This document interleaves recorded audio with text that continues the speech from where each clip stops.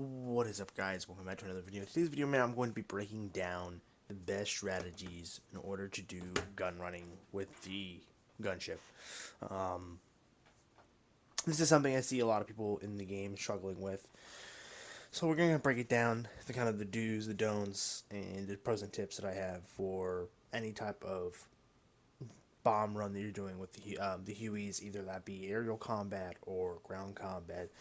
Um, for the aerial combat, I'll do a little tips because obviously I don't have any of the players in here to showcase, um, but we'll be demonstrating the ground uh, aspects of the attack. So, without further ado, let's get right into it. Before we do, let's just turn this volume down real quick because I know these helicopters are pretty loud on the video side. Put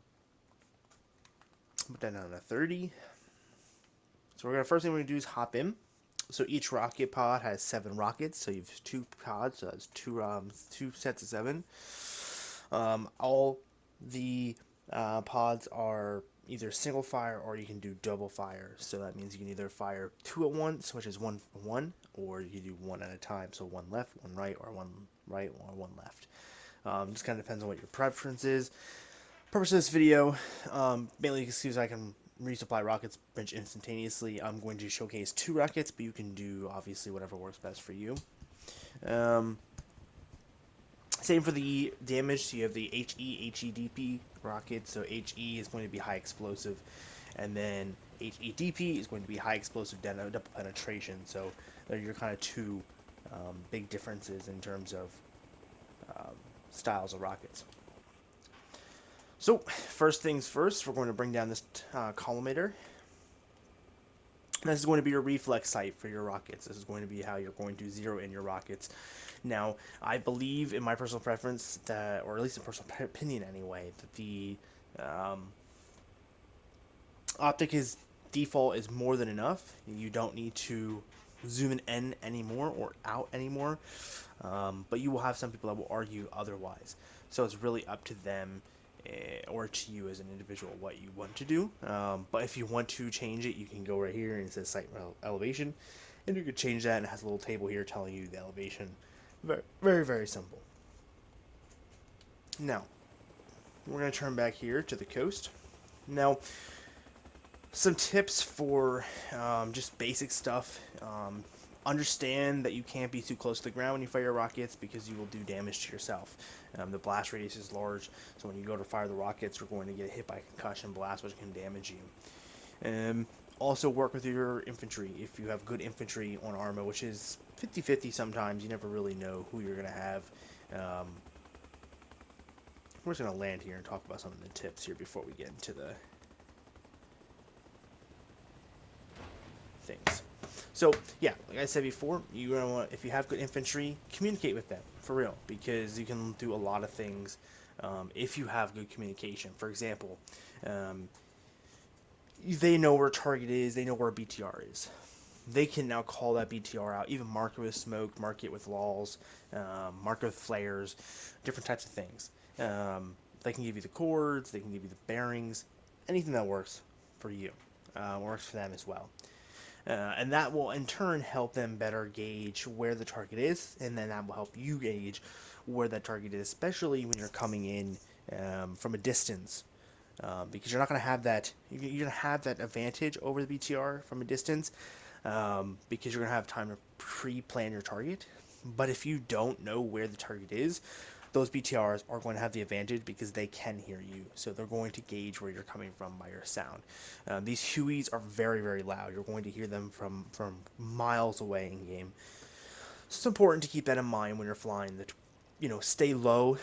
Think of it like real life, right? You want to stay under the radar, right? You're going to want to stay out of radar pings. You're going to stay low, right? You're going to stay either under the radar zing or above the radar zing, which in game audio is very easy to pinpoint. So you want to stay low because that gives them very little time to pre-gauge where you're coming from. Now, we're going to take off here. There's a couple different strategies to coming in for a bombing run. The most common is going to be basically a 90-degree angle, coming straight in, diving a little bit, shooting target, pulling up, getting out of there. You see we have a BTR to our left, and to our center here we have a BRDM. So this is going to be the most basic style. It's a little nosedive. You just aim, shoot target, pull up. Now, in most cases, if the BTR or the BRDM2 are in flames, that is a sign that that thing is now immobilized. Now, that does not mean that that thing will stop firing or that it will be destroyed. So every vehicle in the game has a set timer. I think it's about a minute, minute and a half before it explodes from being on fire. So keep that in mind. Usually, what I'll say to anyone if they blow up a BTR is I'll say it's knocked out, but I will never say destroyed, because if it's on fire, I don't know what's going to explode. So now it's destroyed. That BTR now exploded. So that vehicle is now destroyed. But if it's knocked out like that, all they have to do is get a wrench and they can put the fire right out, and it's back up and running again. So keep that in mind. So there's another way to do bombing runs. So we're going to come in on a little bit more of a higher level. And what we're going to do is actually going to zoom in a little bit. We're actually going to find the target coming in. And we're going to get real low. Almost like crashing. I think I missed. But you guys can kind of the idea. And that's going to be more of like a nosedive. World War II was known for these. They're actually nicknamed the World War II knife bombs. And that was going to be kind of more closer to the third style, which is a straight shot down. So that's going to be really good if you're coming from a high altitude and you're hitting a target. I like to do drive-bys, which is what we kind of just did a little bit, like a mixture between a dive and a drive-by for infantry. So if I'm going to lay out a bunch of infantry in a general direction, so if I'm coming down kind of like this is going to be a nosedive, which is like World War II style.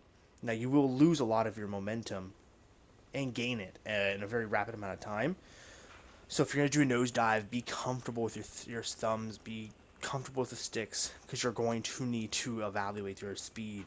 Because when you first nosedive, you're going to lose a lot of your speed. Because remember, think of it like this: you're on a flat plane and you're dropping significantly very quickly, which means you're going to lose a lot of that momentum you were building. But as soon as that initial drop off happens, you're going to now gain speed because now you're gaining momentum downwards. Gravity is now taking effect. So think of it like that. So be cautious when you're coming in. Make sure you're able to control the aircraft, because I've already had this happen many times where coming for a nosedive in the last second, my thumb misses a beat or something, and you just eat shit. You just hit a tree, break propellers, whatever, blow up. Keep that in mind.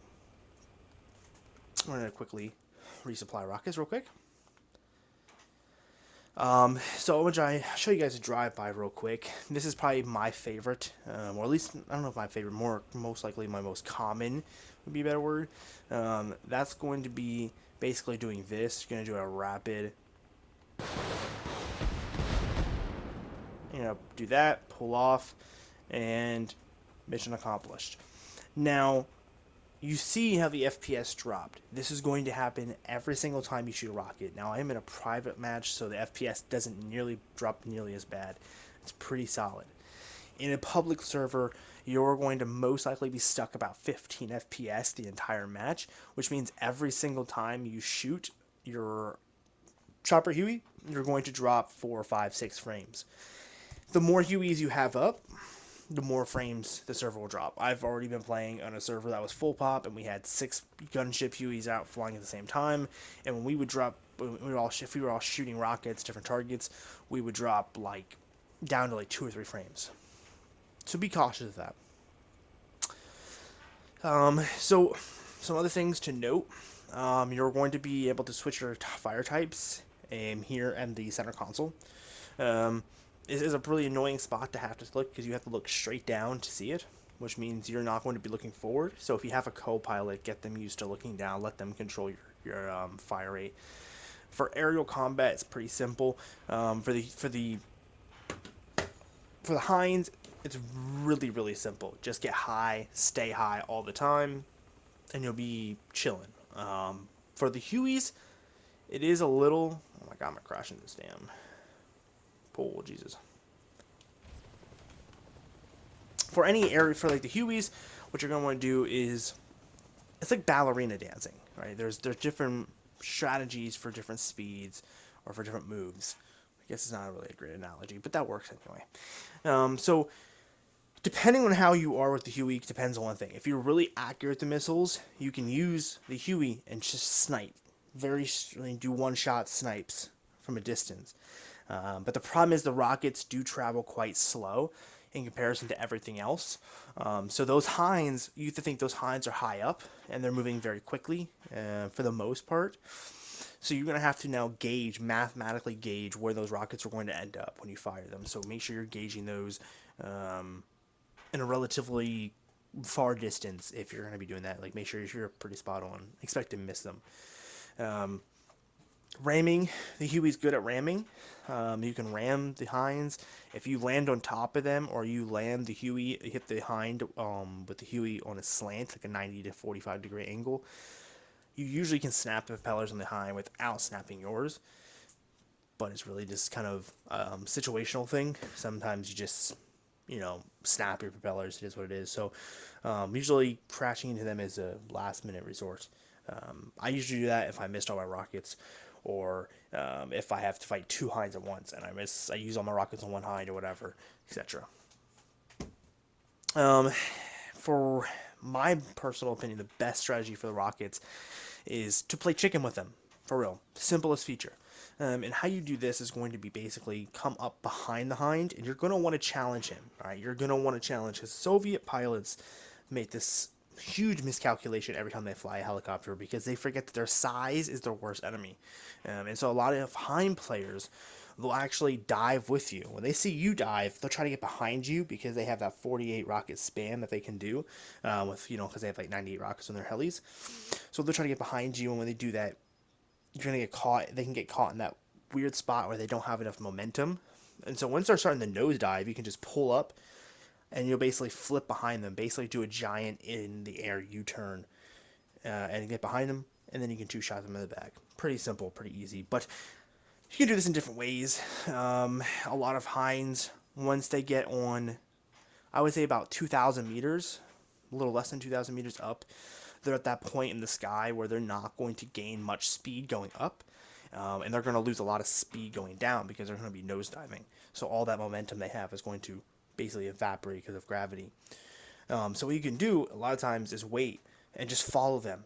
Work your way up little by little. Go, every 30 seconds go up 150 to 200 meters or 100 meters and basically wiggle your way up so you're not losing speed. And then once you're at a kind of an even sing, they're going to probably pull off to try to either get behind you or try to turn off. That's when you want to kind of either hit the auto hover. Auto hover is basically your e-brake. That's going to yank you back. It's like pulling it on a leash on a dog. You need to give it a quick yank. Same thing. It's going to give you a quick yank. It's going to pull you back. And you can usually turn it. I like to turn right or left.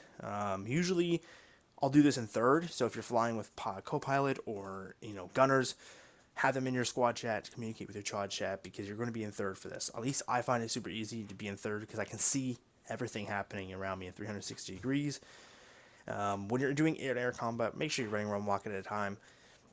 You're not going to insta-kill a hind with one rocket unless you get super lucky and hit the propellers the first time. But I've point blanked M8s already with rockets, and they don't die. They're able to still fly. If you can get lucky, you'll knock the pilots out, but it kind of just depends. And that's pretty much it for the hinds. You basically just do that style, and you'll deal with hinds very, very quickly. So let's go on to some other little things. We're gonna go back to the airport real quick.